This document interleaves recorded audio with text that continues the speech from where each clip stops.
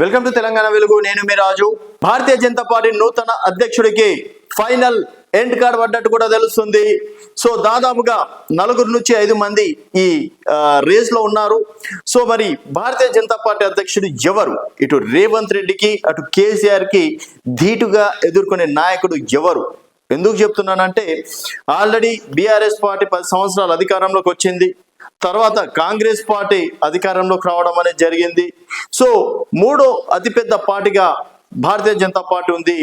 ఏకంగా 8 మంది ఎమ్మెల్యేలు, 8 మంది ఎంపీలు. అలాగే 2019 నుంచి చూసుకున్నట్టయితే ఏ ఉప ఎన్నికలైనా భారతీయ జనతా పార్టీదే విజయం. అలాగే పవర్లోకి కాంగ్రెస్ వచ్చినా కూడా 2 ఎమ్మెల్సీ స్థానాలు భారతీయ జనతా పార్టీ గెలవడం అనేది జరిగింది. సో మళ్ళీ ఎమ్మెల్సీ స్థానానికి అభ్యర్థిని కూడా నిలబెట్టడం అనేది జరిగింది. సో ఇంత స్ట్రాంగ్ ఉన్నటువంటి పార్టీకి రథసారథి కరెక్ట్ ఉంటే డెఫినెట్ గా భారతీయ జనతా పార్టీ అధికారంలోకి వచ్చే అవకాశం ఉంటుందని చెప్పేసి భావిస్తున్నారు.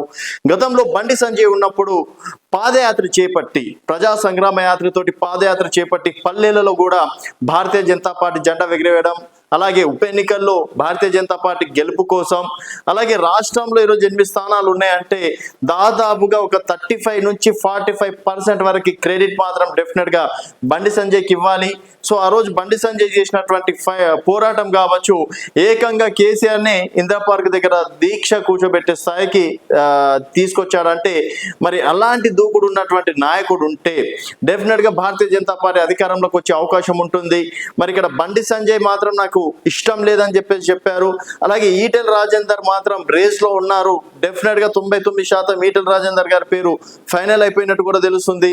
అలాగే డీకే అరుణ కావచ్చు, ధర్మపురి అరవింద్ కావచ్చు, తర్వాత ఇంకొంతమంది అంటే ఎక్స్ఎమ్మెల్సీ రామచంద్రరావు గారు కావచ్చు, తర్వాత మిగతా 2-3 కూడా కాంపిటీషన్ లో ఉన్నారు.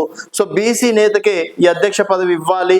అలాగే వర్కింగ్ ప్రెసిడెంట్ గా రెడ్డి సామాజిక వర్గానికి ఇవ్వాలి అని చెప్పేసి కూడా భావిస్తున్నారు.